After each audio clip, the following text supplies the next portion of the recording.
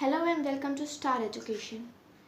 सो friends, आज हम कक्षा 7 हिंदी विषय का पाठ 5 पिता का पत्र पढ़ेंगे। चलिए देखते हैं। पाठ 5 पिता का पत्र।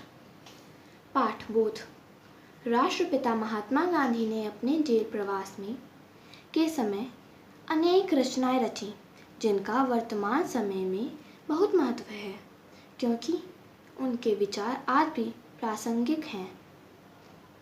राष्ट्रपिता महात्मा गांधी ने अपने जेल प्रवास का मतलब है जब वे जेल गए थे।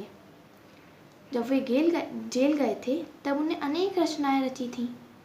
वे बहुत महत्व रखती हैं आज के समय में भी, क्योंकि प्रासंगिक मतलब महत्वपूर्ण, क्योंकि उनके विचार बहुत महत्वपूर्ण हैं।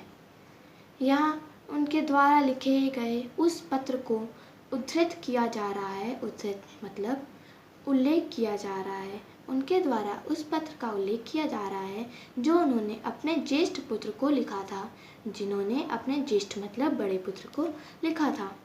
यह पत्र हमें आज भी प्रेरणा देता है। अब इस पत्र के पात्र देख लेते हैं। पहला पात्र पिता। पिता गांधी जी, पूरा नाम मोहनदास करमचंद गांधी। दूसरा पात्र गांधी जी के ज्येष्ठ पुत्र। तीसरा पात्र डिप्टी गवर्नर। चौथा पात्र कस्तूरबा गांधी। पांचवा पात्र नथुराम। आगे बढ़ते हैं पाठ की ओर। ट्रांसवाल जेल, 25 मार्च 1909। प्रिय पुत्र, प्रतिमास एक पत्र लिखने और एक पत्र प्राप्त करने का अधिकार मुझे मिलता है। अब मैं पत्र लिखूं किसे? गांधी जी अपने प्रिय पुत्र से कहते हैं, मतलब उनके जो ज्येष्ठ पुत्र हैं उनसे वे कहते हैं कि उन्हें प्रतिमास हर महीने एक पत्र लिखने को और एक पत्र लेने को और पढ़ने को मिलता है। अब उनके सामने यह प्रश्न खड़ा होता है कि वह पत्र अब किससे लिखें? मिस्टर रीच, मिस्टर पोलक और तुम्हारा ख्याल मुझे बारी बारी से आया, लेकिन मैंने तुम्हें ही लिखना पसंद किया। अब गांधी जी को मिस्टर रीच, मिस्टर पोलक और अपने बेटे का ख्याल बार बार आया, लेकिन उन्होंने यह पत्र अपने बेटे को ही लिखा। अब देखते हैं वे क्या लिखते हैं। मेरे बारे में तुम जरा भी चिंता मत करना। विशेष कुछ कहने का अधिकार मुझे नहीं है। विशेष मतलब खास कुछ कहने का अधिकार उन्हें नहीं है। वे वो कहते हैं, मैं पूर्ण रूप से शांति में हूँ, पूरी तरह। आशा है कि बा अब अच्छी हो गई होंगी। उन्हें आशा है कि बा मतलब कस्तूरबा गांधी जी की पत्नी, अच्छी हो गई होंगी। मुझे मालूम है कि तुम्हारे कुछ पत्र यहाँ आए, लेकिन मुझे दिए नहीं गए। फिर भी डिप्टी गवर्नर की उदारता मतलब कृपा से मुझे मालूम हुआ कि बा का स्वास्थ्य सुधर रहा है। क्या वह फिर से चलने फिरने लगी हैं?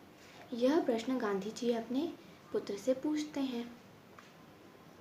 अब कुछ तुम्हारे विषय में कहना चाहूँगा।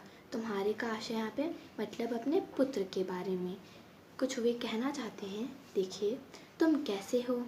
तुम पर जो जवाबदारी मैंने डाली है, तुमने उसको सर्वथा योग्य हो। तुम उसके सर्वथा योग्य हो। सर्वथा मतलब पूरी तरह, संपूर्ण रूप से वह उसके योग्य है और आनंद से उसे निभा रहे होगे, ऐसी आशा मुझे है।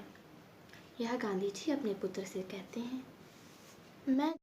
मैं जानता हूँ कि तुम्हें अपनी शिक्षा के प्रति असंतोष है। जेल में मैंने यहाँ खूब पढ़ा है। इससे मैं यही समझता हूँ कि केवल अक्षर ज्ञान ही सच्ची शिक्षा नहीं है।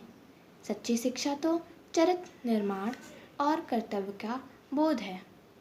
यहाँ गांधी जी सच्ची शिक्षा के बारे में बताते हैं, जिसमें वो कहते हैं चरित्र निर्माण। अब आप जानिए कि चरित्र निर्माण कैसे होता है। ईमानदारी, सत्य, अहिंसा, छल कपट, ईर्ष्या, द्वेष से रहित हम अगर अच्छे इंसान बनकर व सच्चे इंसान बनकर रहें तो वह हमारा चरित्र निर्माण होगा।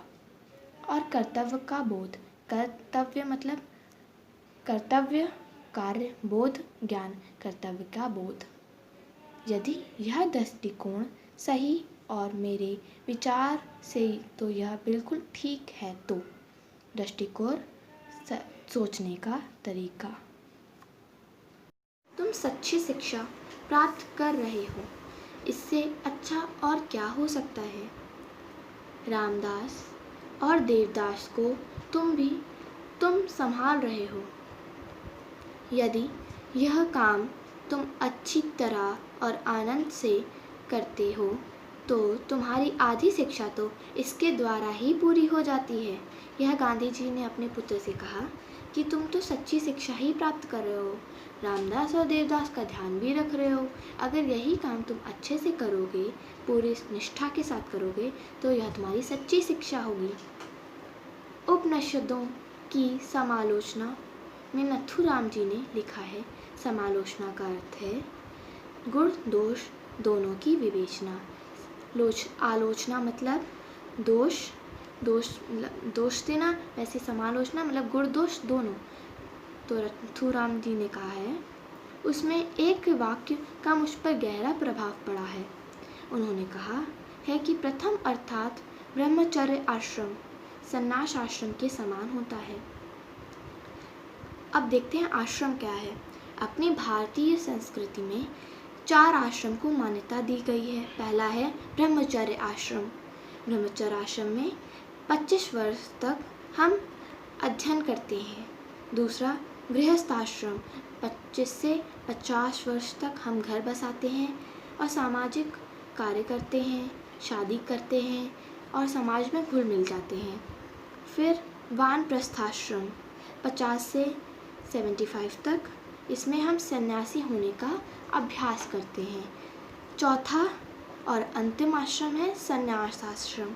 इसमें 75 से 100 साल तक हम सारा सामाजिक जीवन छोड़कर हम पूरी तरह सन्यासी हो जाते हैं। ये थे कुछ आश्रम। तो वही वो बताते हैं, ब्रह्मचर्य आश्रम मतलब अध्ययन के समय हमारा संन्यास आश्रम ही होता है। यह बात सही है। आमोद प्रमोद एक निश्चित आयु तक ही शोभा देता है। 12 वर्ष की उम्र के बाद बच्चों को जवाबदारी और कर्तव्य का भान होना चाहिए।